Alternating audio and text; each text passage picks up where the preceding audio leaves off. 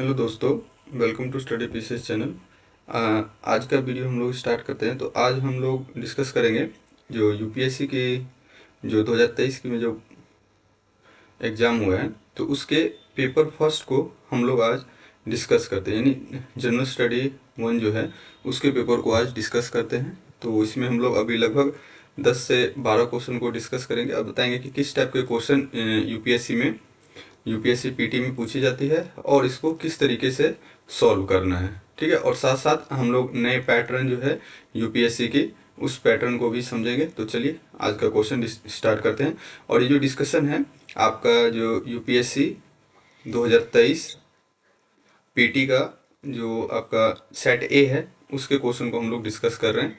तो चलिए देखिए, अभी मैंने यहाँ पे सारे स्क्रीनशॉट ही लिए हैं ताकि आप लोगों को ओरिजिनल क्वेश्चन भी दिख जाए कि किस टाइप के क्वेश्चन पूछे जाते हैं। तो पहला क्वेश्चन है, consider the following statement, Jhelum river passes through the Wular lake. क्या ये स्टेटमेंट सही? नेक्स्ट देखते हैं, सेकेंड ऑप्शन है, Krishna river directly feed Kolleru lake. ठीक है, कृष्णा रिवर जो है डायरेक्टली फीड करता है कोलोरू लेक के। और meandering of the Gandak river form Kanwar lake. तो इसका देखते हैं कि राइट आंसर इसका क्या होगा। तो राइट अगर आंसर हम इसका देखें, ऑप्शन दे रखा है how many statement given above are correct. कितने कौन कौन से स्टेटमेंट करेक्ट है, तो उसके बारे में तो ए ऑप्शन है ओनली ए, बी ऑप्शन है only B, only two, C option है ऑल थ्री और डी ऑप्शन है नन ऑफ द अबव। तो इसमें से कौन से ऐसे स्टेटमेंट है जो कि सही है? तो अगर हम इसकी पहली स्टेटमेंट की बात करें कि Jhelum river passes through the Wular lake, तो झेलम रिवर जो है वुलर लेक जो है जो इंडिया की लार्जेस्ट फ्रेश वाटर लेक है। ठीक है, तो ये इससे झेलम रिवर जो है इससे पास करती है। तो ये स्टेटमेंट आपका सही हो जाएगा। सेकंड है, Krishna river directly feed into Kolleru lake. नहीं, तो कोलोरी लेक के ऊपर वो कृष्णा रिवर डायरेक्टली नहीं फीड करती है, इसके जो जो ट्रिब्यूटरी है पहले से दो रिवर है वो इसको फीड करती है। तो ये हमारा गलत हो गया। ठीक है, थर्ड है meandering of the Gandak river form Kanwar lake. तो जो गंडक रिवर के जो मैंडरिंग है ये कन्वर लेक फॉर्म करता है। तो ये स्टेटमेंट आपके सही हुए। तो यानी कितने टोटल दो स्टेटमेंट सही हो गए। तो राइट आंसर अगर आप देखिएगा तो ओनली टू, बी इसका राइट आंसर हो जाएगा। ठीक है, जैसे ये देखिए कि वुलर लेक जो है ये largest fresh water lake in India है। कहाँ पर है? तो ये बांदीपुर डिस्ट्रिक्ट जो है जम्मू एंड कश्मीर की, वहाँ पर है ये। और ये जो बना है किससे? तो टेक्टोनिक एक्टिविटी जो हुआ था उससे ये बना है। और ये एक रामसर साइट भी है इंडिया के। अभी लगभग टोटल 75 रामसर साइट है इंडिया के अंदर। ठीक है, तो इससे क्या होगा, फर्स्ट स्टेटमेंट आपका करेक्ट होगा। और झेलम रिवर जो है इसे पास करती है। A place word word watch, तो ये कन्वर लेक जो है आपके एक वर्ड वॉच के लिए जाना जाता है, कन्वर लेक। ठीक है, ये फ्रेश वाटर नेचुरल वेटलैंड है। कहाँ पर? तो बिहार का। उसके बाद अगर इस लेक के बारे में जानेंगे तो ये गंडक रिवर इसे पानी को फीड करती है और क्रेह रिवर, दोनों रिवर मिलकर इसे पे करती है। और साथ साथ में ये बेगूसराय डिस्ट्रिक्ट के आसपास है। और यहाँ जो वर्दंत सराउंडिंग है वहाँ पे प्लेंटी एक्वाटिक वेजिटेशन जो अट्रैक्ट करती है टूरिज्म को। और ये बर्ड कब? तो विंटर सीजन के अंदर यहाँ पे बर्ड भी घूमने के लिए आते हैं, बहुत सारे माइग्रेटरी बर्ड्स वगैरह भी आते हैं। ठीक है, माइग्रेटरी बर्ड भी आते हैं यहाँ पर। तो इसका राइट ऑप्शन क्या हो गया? तो थर्ड भी क्या है इसका करेक्ट है। अब सेकंड ऑप्शन के बारे में देख लेते हैं, कोलोरू लेक के बारे में। तो कोलोरू लेक जो है एशिया की लार्जेस्ट फ्रेश वाटर लेक है। ठीक है, और ये जो लोकेटेड है कहाँ पर? तो गोदावरी और कृष्णा रिवर के बेसिन जो है आंध्र प्रदेश में, वहाँ पर है। क्या? कृष्णा और गोदावरी रिवर के बेसिन जो है आंध्र प्रदेश वहाँ पर है। और ये एक नेचुरल फ्लड का काम करती है। तो कौन से इसमें रिवर में दो रिवर फीड करती है? तो रिवर का नाम है बुधमेरु एंड तमिलेरु स्ट्रीम। बुधमेरु और तमिलेरु स्ट्रीम जो ये डायरेक्टली फीड करता है इसके अंदर, ना कि कृष्णा रिवर। ठीक है, तो ये इसका सेकंड ऑप्शन क्या होगा? सेकंड जो स्टेटमेंट थी वो हमारा रॉन्ग हो गया। ठीक है, और अगर इस लेक की बात करें तो ये इसे वाइल्ड लाइफ सेंचुरी मिला था। कब? तो 1999 के अंदर वाइल्ड लाइफ सेंचुरी मिला था। और किसके तहत? तो वर्ल्ड लाइफ प्रोटेक्शन एक्ट 1972 जो है इसके अकॉर्डिंग इसको दिया गया था। इसलिए स्टेटमेंट सेकंड जो होगा ये आपका इनकरेक्ट हो जाएगा। नेक्स्ट देखते हैं थर्ड को सेकंड क्वेश्चन है, consider the following pair. Port है और किसके लिए जाना जाता है? ठीक है। इसमें यहाँ पर हिंदी में भी क्वेश्चन अवेलेबल है, तो आप लोग हिंदी में भी क्वेश्चन को पढ़ सकते हैं।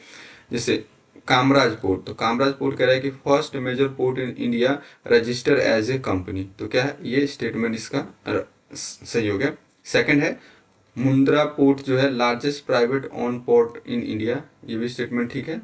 और अगर विशाखापट्टनम की बात करें कि largest container port in India, तो ये रॉन्ग हो गया। ये क्या है, ये स्टेटमेंट रॉन्ग हो गया। तो कौन सा है, तो ये जो महाराष्ट्र का जो है नवा सवा एयरपोर्ट जो है, Jawaharlal Nehru airport, sorry airport नहीं पोर्ट, वो इंडिया का लार्जेस्ट कंटेनर हब है। तो राइट आंसर क्या हो जाएगा, बी इसका राइट आंसर हो जाएगा। Only 2 pair is correct. अब इसका एक्सप्लेनेशन देख लेते हैं। देखिए कामराज पोर्ट जो है कहाँ पर लोकेटेड है, तो ये जो कोस्ट चेन्नई पोर्ट के आसपास में लोकेटेड है। और ये इंडिया की जो one of the 13 major port है, तो उसमें से 12th मेजर पोर्ट में से एक है। और first port in India which is a public company, क्या पब्लिक कंपनी प्राइवेट कंपनी के रूप में इसको डिस्कस किया गया। और this port declare as a major port under the Indian port act 1908। 1908 का जो इंडियन पोर्ट एक्ट है उसके थ्रू इसे मेजर पोर्ट का दर्जा दिया गया था। ठीक है, नेक्स्ट देखते हैं जो मुंद्रा पोर्ट। मुंद्रा पोर्ट क्या है, तो ये first private port and largest privately own port है। क्या पहला पोर्ट है और लार्जेस्ट प्राइवेटली ओन पोर्ट है। ठीक है, अगर ये कहें कि मुंद्रा पोर्ट लोकेटेड कहाँ पर है, तो ये गल्फ ऑफ कच्छ के नियर जो है मुंद्रा, कच्छ डिस्ट्रिक्ट गुजरात के अंदर ये लोकेटेड है। वहीं अगर विशाखापट्टनम पोर्ट की बात करें तो ये इंडिया की 3rd largest on port by volume है। जो कार्गो को जो अगर हैंडल करते हैं तो उसमें बाय वॉल्यूम 3rd है। ठीक है, और ये ईस्टर्न कोस्ट पे लोकेटेड है।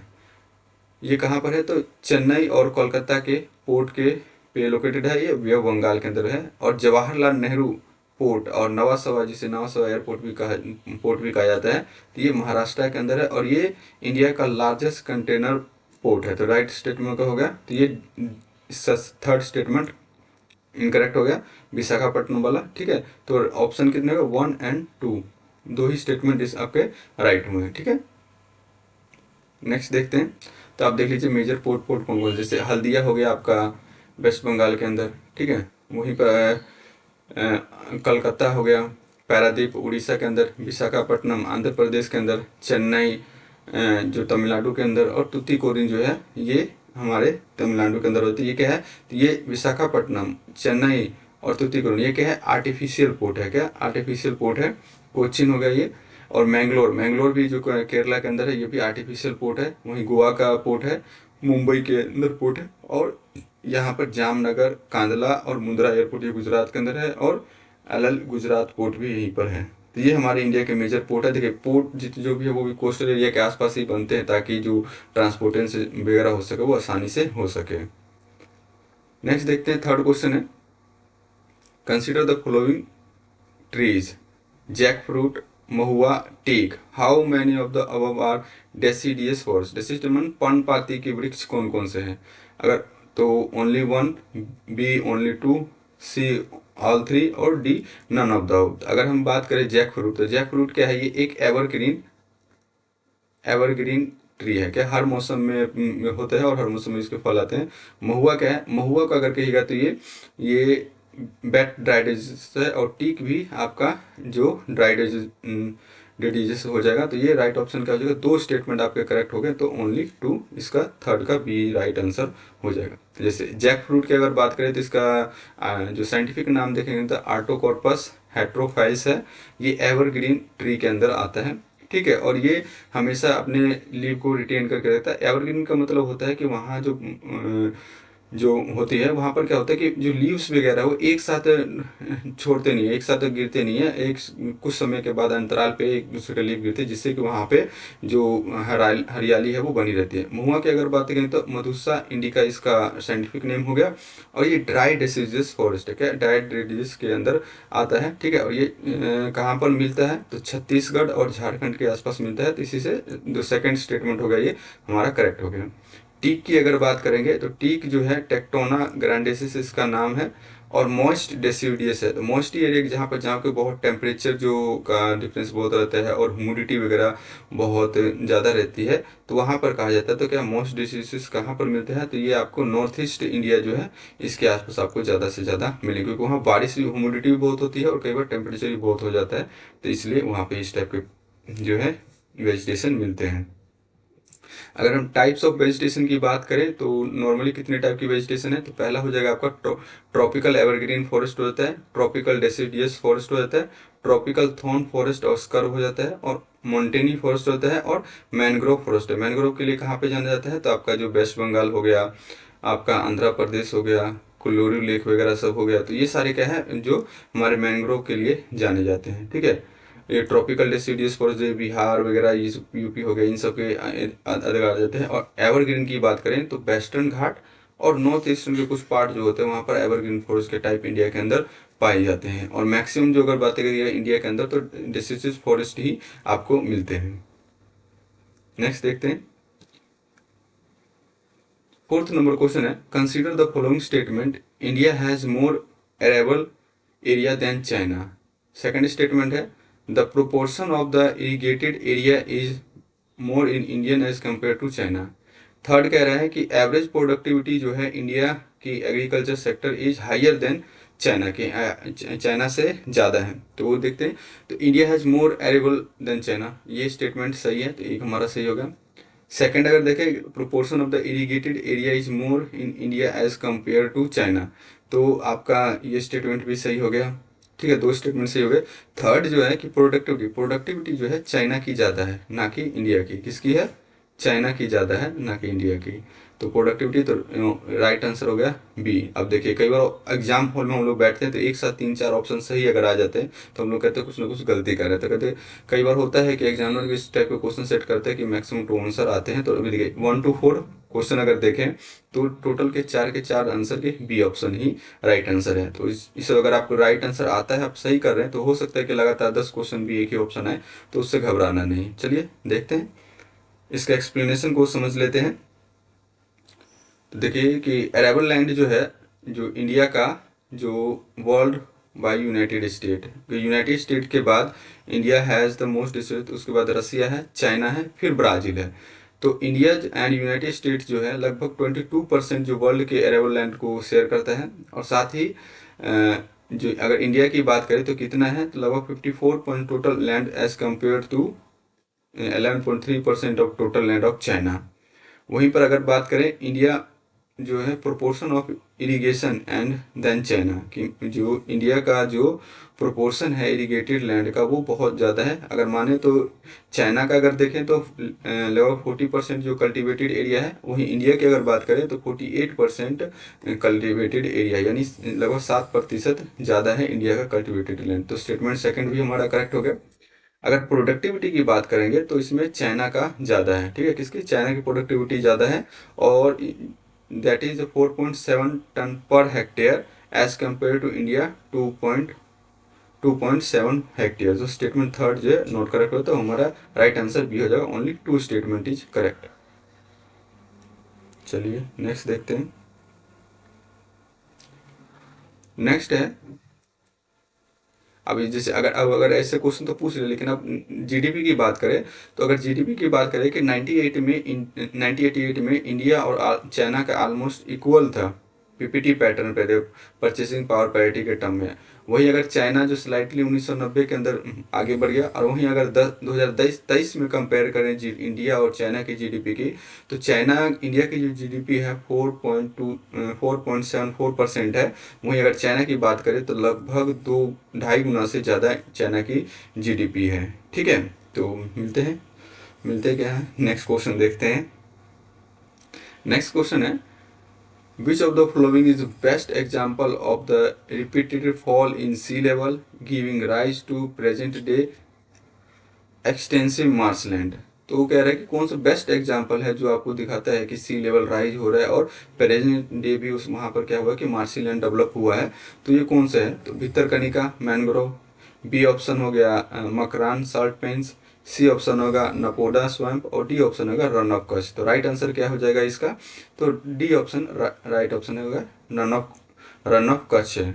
नेक्स्ट इसका एक्सप्लेनेशन देख लेते हैं। रन ऑफ कच्छ की अगर आप बात करेंगे तो ये एक यूनिक इकोसिस्टम है यहाँ पर, ठीक है। इसको एक्सटेंसिव मार्सी एरिया के रूप में डिस्कस किया गया है और ये थार डेजर्ट गुजरात का जो है उसका एक पार्ट है, ठीक है। यहाँ पर जो है एक्सपीरियंस होता है multiple cyclone, sea level fluctuation over time leading to formation of marshy present day, कि यहाँ पर कई बार जो साइक्लोन वगैरह आते रहते हैं, सी लेवल बढ़ता रहता है, इससे क्या है यहाँ पे एक मार्सी लैंड बन गया है, ठीक है। और ये रीजन जो है seasonal marshy salt desert over the year, कभी सीजनल जो साल्टी डेजर्ट बन जाता है, फिर मानसून सीजन के अंदर एक जो रीजन फिल करता है वाटर के साथ, तब ये वेटलैंड के रूप में बन जाता है। जब ये समर रीजन होता है तो ये ड्राई हो जाता है, तो create a white of white salty, यानी कि तीनों टाइप के यहाँ पर तीन तरह के जो लैंड क्रिएट हो जाता है, इसलिए इसको ये सब कहा गया है। तो देखते हैं नेक्स्ट बाकी ऑप्शन के बारे में। वहीं अगर भितरकनिका मैंग्रोव की अगर हम बात करें तो ये इंडिया की वेटलैंड है और ये उड़ीसा स्टेट के अंदर आता है। क्या उड़ीसा स्टेट जो है हमारे उसके अंदर आता है। और यह भितरकनिका जो है ये ब्रह्मानी और बैतरनी रिवर से फीड होती है। क्या भितरकनिका मैंग्रोव जो है क्या है ब्रह्मणी और बैतरनी रिवर जो है इसको फीड करते हैं। वहीं पर ये अगर माने कि मैंग्रोव स्पीसीज के लिए जानते हैं, साथ साथ में यहाँ पर एक गहीर माता ब्रिज है जहाँ पर साल्ट क्रोकोडाइल्स और गहीर माता ब्रिज है। वहाँ पर आपको जो ओलिव राइडली टर्टल जो है इसके लिए बहुत फेमस, कि यहाँ पर ये हर साल जो मैचिंग के लिए आप फीड करते हैं और यहाँ बहुत सारे ओलिव टर्टल को ये अंडे यहाँ पर छोड़ के जाते हैं। वहीं मकराना जो है, मकरानम की बात करेंगे तो विलुपुरम डिस्ट्रिक्ट तमिलनाडु के अंदर ये आता है। और इसमें अभी हाल ही में मिशन लाइफ के अकॉर्डिंग यहाँ पर जो रिन्यूएबल एनर्जी को प्रमोट करने के लिए यहाँ पर यहाँ के जो फिशरमैन्स वगैरह वो सब एक दूसरे के साथ कम्युनिटी डेवलपमेंट की बेस पर जो कर रहे हैं। और ये एक जो इम्पोर्टेंट बर्ड एरिया भी है, ओके सॉरी, तो ये नौपाडा जो श्रीकुलम डिस्ट्रिक्ट आंध्र प्रदेश है, ये कहाँ पर है, तो यहाँ पर आपकी ये एक बर्ड इंपॉर्टेंट बर्ड एरिया के रूप में जाना जाता है नौपाडा, ठीक है। हम लोग देख रहे हैं कि क्या क्या ऑप्शनल भी है, एक ऑप्शनल को भी डिटेल में देखते हैं ताकि नेक्स्ट ईयर या किसी स्टेट पीसीएस का आप एग्जाम देना चाह रहे हैं तो वहाँ पर आप यहाँ से डायरेक्ट क्वेश्चन पूछे जाते हैं, तो इसको कंसिडर करके मैं हर एक स्टेटमेंट को भी कवर कर रहा हूँ। नेक्स्ट देखते हैं, ilmenite and rutile is abundantly available in certain coastal traces of India. It is a rich source which of the following, इसमें से कौन सा जो है रिच सोर्स है किस किस चीज़ का, तो क्या इल्मेनाइट और रूटाइल एल्यूमिनियम का, बी ऑप्शन है कॉपर का, सी ऑप्शन है आयरन का और डी ऑप्शन है टाइटेनियम का। तो किसके रिच सोर्स है, तो ये टाइटेनियम का रिच सोर्स है, ठीक है। इसका एक्सप्लेनेशन देखते हैं। ये जो है जो India is ever the large resource of heavy minerals, कि इंडिया जो है हैवी मिनरल का लार्ज रिसोर्स रखता है, ठीक है। उसके साथ अगर बातें कि लगभग 7 मिनरल्स जो है मिलते हैं यहाँ पर, जैसे कि इल्मेनाइट हो गया, लेक्जोन्स हो गया, brown ilmenites, rutile, zircon, sillimanite, garnet, monazite, ठीक है। इल्मेनाइट Fe2TiO2 इसका फॉर्मूला है। रूटाइल का हो गया आपका TiO2 are the two chief minerals of titanium का, ये दोनों जो है चीफ मिनरल है टाइटेनियम के, ठीक है। और इसके साथ अगर बात है कि इंडिया जो है जो कॉपर की अगर हम बात करें, इंडिया कॉपर में बहुत इंपॉर्टेंट रखते हैं, तो लगभग less than 1% of metal content इसके अंदर रहता है। और एवरेज जो है इंटरनेशनल एवरेज जो है 2.5% रहता है। तो अगर मेजर डिस्ट्रिक्ट अगर बारे कहाँ पर कॉपर मिलता है, जैसे सिंहभूम डिस्ट्रिक्ट हो गया झारखंड का, तो यहाँ पर मिलता है। बालाघाट हो गया मध्य प्रदेश का हो गया, झुंझुनम जो एंड अलवर जो है झारखंड का हो गया, सॉरी झुंझुनू जो हो गया आपका, झुंझुनू और अलवर राजस्थान का है। क्या झुंझुनू और अलवर कहाँ का हो गया आपका, राजस्थान, ये झारखंड नहीं आएगा, राजस्थान का। तो ये देख लेके इंपॉर्टेंट जहाँ पर जो रिजर्व इसके पाए जाते हैं कॉपर के। नेक्स्ट देखते हैं आयरन और। आयरन और की बात करें तो इसको क्लासीफाई किया गया है आयरन मेटेलिक कंटेंट के आधार पर 4 कैटेगरी में। तो अगर मैग्नेटाइट की अगर बात करें तो इसके अंदर लगभग 70% मेटेलिक आयरन पाए जाते हैं। ये ब्लैक कलर का होता है और इसमें मैग्नेटिक प्रॉपर्टीज़ होती है। वहीं हेमेटाइट की अगर बात करें तो इसके अंदर 65 से 70% जो मेटेलिक आयरन पाए जाते हैं, इसका कॉम्बिनेशन रेड और ब्राउन होता है। क्या हेमेटाइट का क्या होता है, रेड और ब्राउन होता है।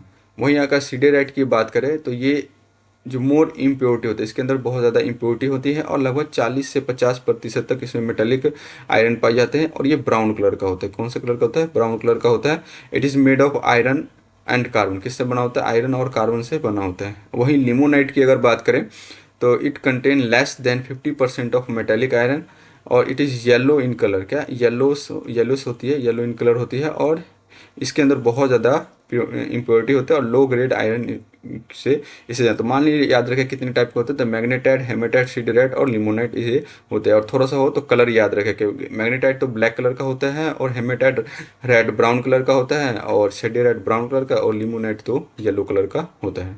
ठीक है, नेक्स्ट देखते हैं।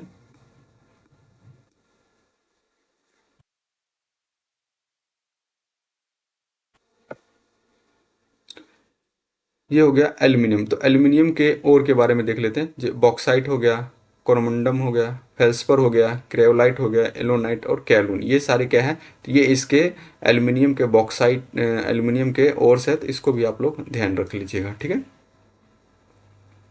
नेक्स्ट है about 3/4 of the world cobalt, a metal required for the manufacturing of battery for electric motor vehicle is produce by. जो लगभग 3/4 जो मेटल जो रिक्वायर होता है कोबाल्ट, ये कौन सी कंट्री प्रोड्यूस करती है, तो ए ऑप्शन है अर्जेंटीना, बी ऑप्शन है बोट्सवाना, सी ऑप्शन है democratic Republic of Congo, and D option हो गया आपका काजाकिस्तान। तो राइट ऑप्शन क्या हो जाएगा इसका, तो राइट आंसर जो है डेमोक्रेटिक रिपब्लिक ऑफ कॉन्गो जो इसका राइट आंसर हो जाएगा। देखते हैं इसका एक्सप्लेनेशन। जो 3/4 ऑफ द वर्ल्ड कोबाल्ट अगर देखें तो डेमोक्रेटिक रिपब्लिक ऑफ कॉन्गो जो है इसको प्रोड्यूस करती है। अब वहीं पर अगर डायमंड की बात करें तो डायमंड एक नॉन मेटेलिक है, जो कि मजवाना पन्ना जो माइंस है वो मध्य प्रदेश का जाना जाता है। और only active diamond mine in India, एक ही डायमंड माइंस है इंडिया के अंदर, कौन सा है, तो पन्ना माइंस जो मध्य प्रदेश के अंदर है। ठीक है, और रसिया, रसिया और बोट्सवाना ये जो है इम्पोर्टेंट है किसके लिए, डायमंड के लिए, क्या इम्पोर्टेंट है, डायमंड के लिए जाने जाते हैं। ठीक है, वहीं यूरेनियम की अगर बात करें तो जादूगोदा जो माइन है झारखंड का, और तुमलापल्ली माइंस आंध्र प्रदेश, कौन सा, जादूगोड़ा माइंस झारखंड और Tummalapalle mines Andhra Pradesh. Largest mines जो है डोमिनेशन मेघालय, क्या कौन सा माइंस है, largest mine and Domiasiat mine, Domiasiat mine कहाँ पर है, तो मेघालय के अंदर है। और आंध्र प्रदेश और झारखंड कर्नाटक यहाँ भी थोड़े से यूरेनियम के कंटेंट पाए जाते हैं। वहीं अगर कंट्री की बात करें तो कजाकिस्तान और कनाडा जो है इंपॉर्टेंट है यूरेनियम प्रोडक्शन के अंदर। ये देखिए, अगर वहीं अगर हम इसकी बात करें जो लिथियम ट्राएंगे, तो लिथियम के लिए कौन कौन से जाते हैं, चीला जो है, जो चीला है, अटाकामा लेक यहाँ पर है, वही यूनिटी है जहाँ पर का बोलोविया के अंदर है, ला प्लेजा जो इसकी कैपिटल है, बोलोविया की कैपिटल क्या है, ला प्लेजा इसकी कैपिटल है। ठीक है, और ये सारे रिवर जो है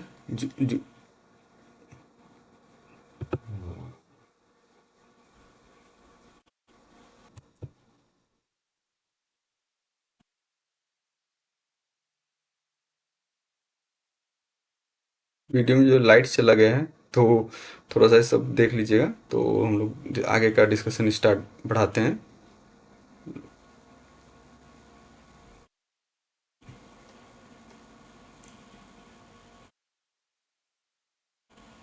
ठीक है, तो चलिए, तो ये क्या है, अर्जेंटीना, अर्जेंटीना, बोलिविया और चिली, ये किसके लिए जाने जाते हैं, तो लिथियम ट्रायंगल के लिए ये जाने जाते हैं। लिथियम जो है सबसे ज़्यादा यहीं पे होता है, और हाल ही में इंडियन गवर्नमेंट भी अर्जेंटीना के साथ एक टाई अप किया है।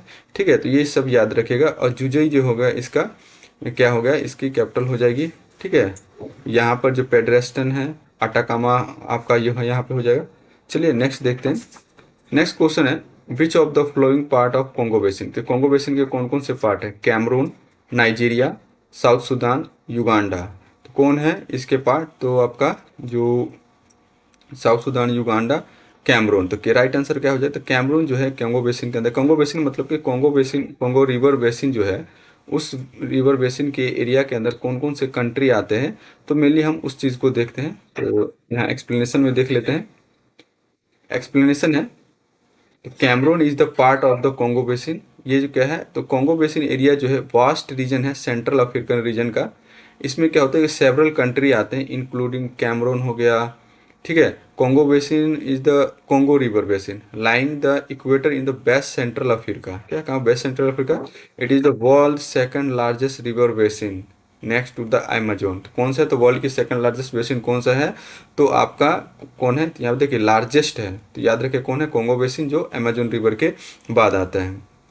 ये देखिए, ये रहा हमारा कोंगो बेसिन, ये हमारा अंगोला हो गया, ठीक है। यहाँ से ये बसती है मंडोवा से होते हुए कृष्णा, जो ये कोंगो रिवर बेसिन, ये हो गया। ये क्या है? डेमोक्रेटिक रिपब्लिक ऑफ कोंगो हो गया। फिर कृष्ण गंगा हो गया, ये लुंडानवा लेक हो गया। यहाँ पे जाम्बिया हो गया, यहाँ ये तंजानिया हो जाता है, सेंट्रल रिपब्लिक हो जाता है। क्या हम अगर साउथ सूडान की बात करें तो यहाँ पर है, ये जो हमारे ऑप्शन के अंदर थी इससे बाहर है, ठीक है। कैमरून ये भी इससे बाहर है, गैबोन ये भी इससे बाहर है। तो राइट आंसर आपका हो जाएगा अंगोला हो गया, ठीक है। और कैमरून जो है ये इसका राइट आंसर हो जाएगा, ठीक है। देख लीजिए कौन कौन सा ऑप्शन में थे। कैमरून बाहर हो गया, कैमरून है, नाइजीरिया बाहर है, साउथ सूडान और युगांडा। तो ये देखिए इस बेसिन के अंदर आता है युगांडा। युगांडा तो आपको इधर कहीं दिख नहीं रहा, ठीक है। युगांडा ये रहा, ठीक है, ये बाहर है। तो ये यहाँ लेक विक्टोरिया जो है यहाँ पर मिलता है, ठीक है। लेक युगांडा, तंजानिया और केनिया यहाँ पर है, ठीक है। इन तीनों के बीच में ये लेक स्थित है, लेक विक्टोरिया, ठीक है।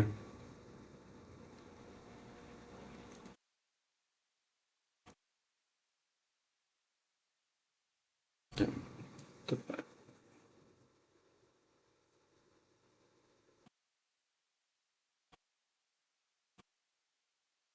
कैमरून कोंगो बेसिन, तो कैमरून ये होगा republic of Congo, Gabon, Cameroon इसका पार्ट हो जाएगा, ठीक है। चलिए देखते हैं अब नेक्स्ट क्वेश्चन को। इस क्वेश्चन में थोड़ा सा डाउट रहा है, चलिए नेक्स्ट वीडियो में इसी को हम डिस्कस करेंगे।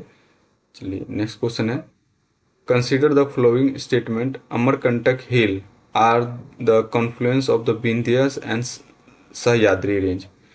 डी ऑप्शन है, सी बी सेकंड ऑप्शन है, बिलीग्रिमिंगा hills constitute the eastern most part of the Satpura range, सेसाचलम hills constitute the southernmost part of the western घाट। तो इसका ए ऑप्शन है only one statement, only two statement, C option only three और D है none of the above. तो देख लेते हैं इसका राइट आंसर क्या हो जाएगा।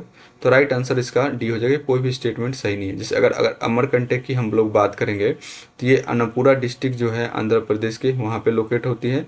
और इसका जो ये मेनली जानी जाती है सोर्सेज बहुत सारे रिवर के, जैसे कि नर्मदा रिवर हो गया, महानंदा हो गया, सोन रिवर, इसके इंपॉर्टेंट सोर्स के रूप में ये जाने जाते हैं। It is located in the south eastern Madhya Pradesh. क्या साउथ ईस्टर्न मध्य प्रदेश, जो कि कॉन्फ्लुएंस बढ़ रहा है, तो वो ये स्टेटमेंट इनकरेक्ट हो गया, ठीक है। वहीं बिलीग्रिमंगा हिल्स की बात करेंगे तो ये जो है eastern most part of the Satpura range, eastern most part जो सतपुरा रेंज का है वहाँ पर है। और लोकेटेड कहाँ पर है? तो चरम नगर डिस्ट्रिक्ट जो है कर्नाटका के अंदर लोकेटेड है। और ये ईस्टर्न घाट माउंटेन का रेंज है, ठीक है, कि ईस्टर्न घाट माउंटेन का पार्ट है। वहीं सिसाचलम की अगर बात करेंगे तो ये ईस्टर्न घाट जो है तिरुमला रेंज जो है वहाँ पर लोकेटेड है और आंध्र प्रदेश के अंदर है, ठीक है। तो ये तीनों के तीनों स्टेटमेंट गलत हो गए। तो देख लेते हैं, जैसे सिसाचलम जो है कह रहे वेस्टर्न नहीं, ये कहाँ पर है? ईस्टर्न घाट के अंदर है। वहीं पर अगर हम विलिग्रम हिल्स की बात करें तो ये भी क्या है? ये वेस्टर्न घाट के अंदर है, ठीक है। और ये जो है मध्य प्रदेश के अंदर। तो शायद हम लोग इमेज में देखेंगे तो हम लोग जो और अच्छे से समझ सकें। जैसे देखिए ये क्या है? कैमूर हिल, ये कैमूर हिल हो गया। ये आपका विंध्या रेंज हो गया, क्या है ये? विंध्या रेंज हो गया। और ये आपका सतपुरा रेंज हो गया, ठीक है। और यहाँ पर जो मैकाल हिल्स जो है, यहाँ पर ये अमरकंटक है, ठीक है। क्या है? अमरकंटक हिल्स है।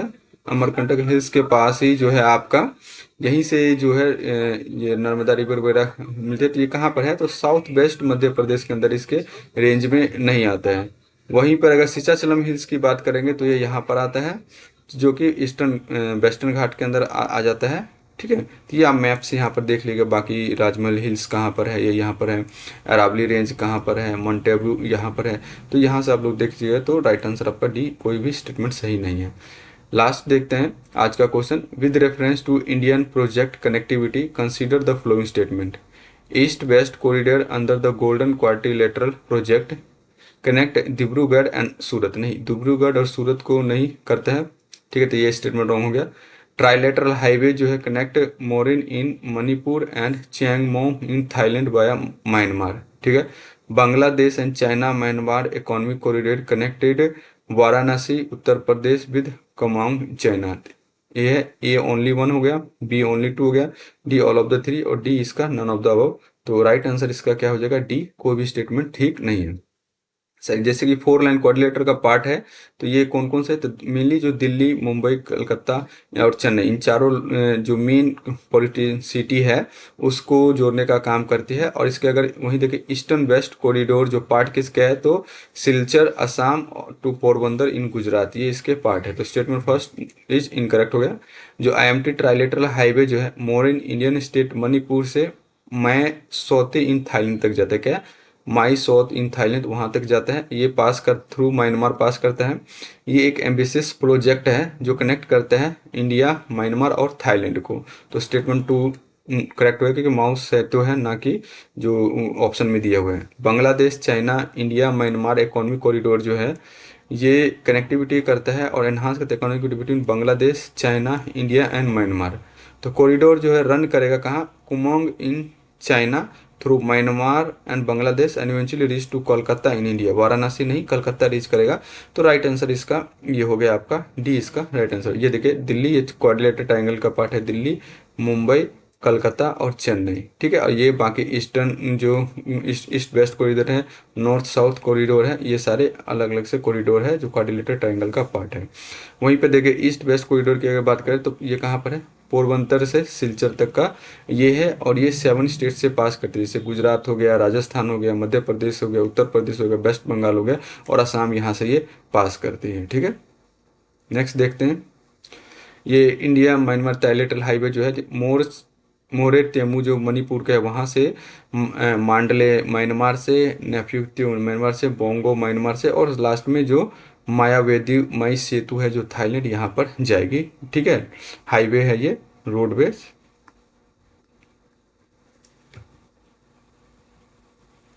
अब ये देख लीजिए अलग अलग जो दिया हुआ है, मेजर जो स्टेशन है कोटा, रतनाल, वडोदरा डिस्ट्रिक्ट है। दिल्ली मुंबई कॉरिडोर लगभग कितने का है, 1384 किलोमीटर का है। वहीं दिल्ली चेन्नई कॉरिडोर की अगर बात करें तो मेजर स्टेट आगरा, झांसी, इताबी, वारंगल, ये है लगभग 2182 किलोमीटर का है। वहीं यहाँ पर दिल्ली हावड़ा की बात करें तो 1454 किलोमीटर की है। मुंबई हावड़ा की बात करें 1967 किलोमीटर के। हावड़ा चेन्नई की बात करें तो 1662 किलोमीटर की है। और मुंबई चेन्नई की बात करें तो ये 1284। अगर सबसे लार्जेस्ट देखें तो कौन सा है, तो हमारा दिल्ली चेन्नई दिल्ली जो है, दिल्ली चेन्नई जो है 2122 किलोमीटर का ये रोडवेज है, ठीक है। नेक्स्ट देखिए, ये जो आपका इंडिया बांग्लादेश का जो यहाँ कोलकाता, जसोर, ढाका से चलिए बांग्लादेश का है, सिलेट, सिलचर, इम्फाल, मांडले म्यांमार और बोत्सवाना, दया और केमिंग ये चाइना के अंदर है। तो ये आपका तीनों देश के, इंडिया, म्यांमार, चाइना और बांग्लादेश इसका इकोनॉमिक कॉरिडोर है, ठीक है। नेक्स्ट देखते हैं, 11th नंबर क्वेश्चन है, तो हम लोग नेक्स्ट वीडियो में देखेंगे। तब तक के लिए जय हिंद, थैंक यू। अगर अच्छा लगे तो आप लाइक एंड सब्सक्राइब करिएगा। धीरे धीरे हम ये एक सीरीज चला रहे हैं और सभी जितने भी हमारे जो यूपीएससी के क्वेश्चन है, लास्ट के 10 साल के यूपीएससी के क्वेश्चन को हम लोग सॉल्व करेंगे। चलिए मिलते हैं नेक्स्ट वीडियो में, तब तक के लिए जय हिंद।